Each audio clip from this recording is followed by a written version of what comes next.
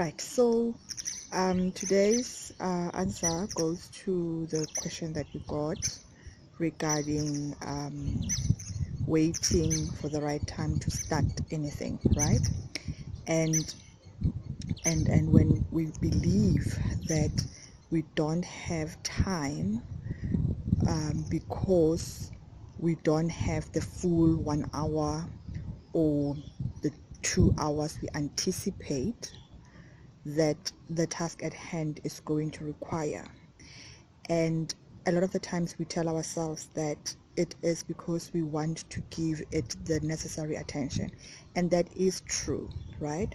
However, the thing is that without making this time, it becomes almost impossible for us to actually do the work that needs to be done, and then nothing gets done, nothing gets started.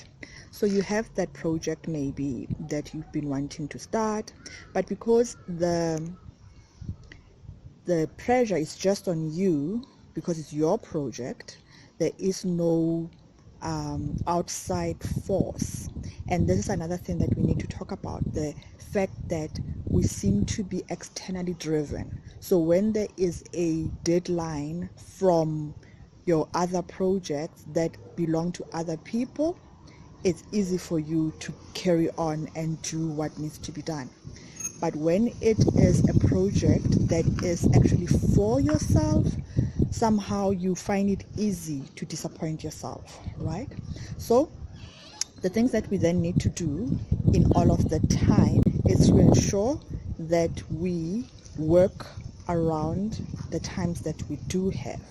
Because here's the thing, the project is going to take 2 hours, whether you start with the 2 hours and start from time 0 to the full 2 hours, or if you can give it 8 times 15, I hope my math is correct, 8 times 15 intervals of the time that you have, because I believe that you do have the 15 minutes, right?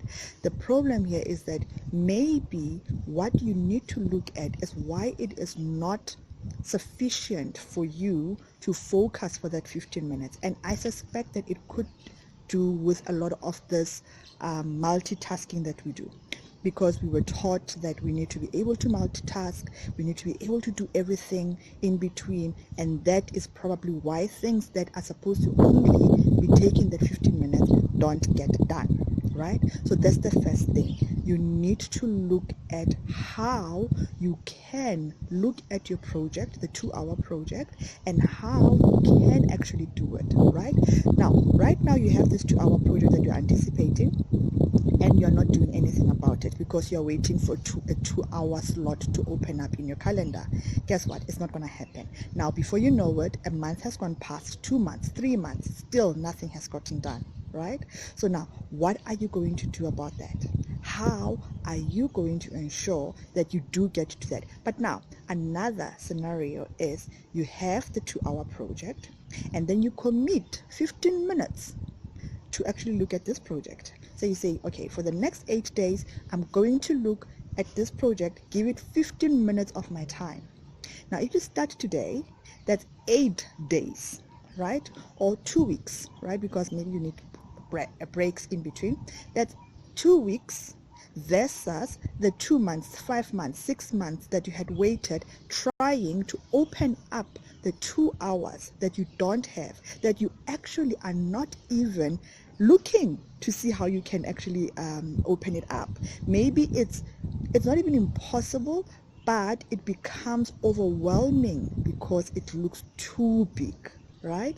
So now look at that and then work on how you can break it apart or break it into bite-sized events for yourself, and then decide in those 15 minutes what are you able to do, right? So try that and then let us know how that goes. That's the lesson for today, and cheerios.